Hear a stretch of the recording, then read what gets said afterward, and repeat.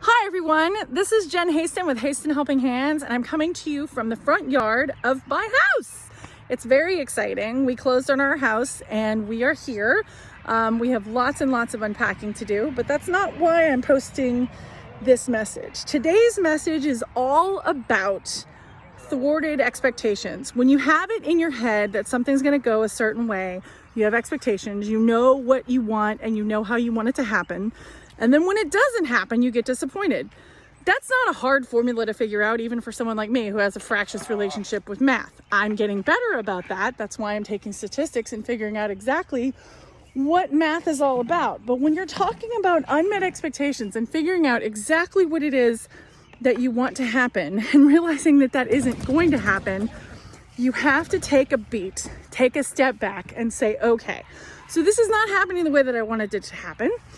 For example, we got here and we weren't able to move in. And the idea was that we were going to move in 13 days prior to when we actually moved in. So it involved some thwarted expectations.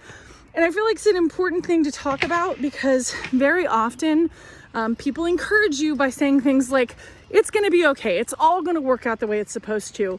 You still have to sit in the suck though. Like it doesn't stop sucking just because there's a bright side or just because something works out a little bit better than what you planned, which I'm finding out through this process. There's a lot of things that happened that we weren't expecting.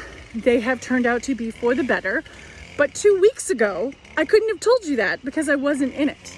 So I think that the point of my post today is that thwarted expectations are going to happen.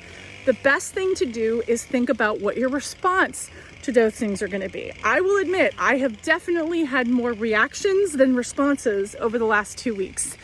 And something I've learned is how important it is to monitor your response and figure out exactly what you're feeling. Like right now, there's a mosquito, so I'm blowing it away. I could just let it be, and perhaps it will go away on its own.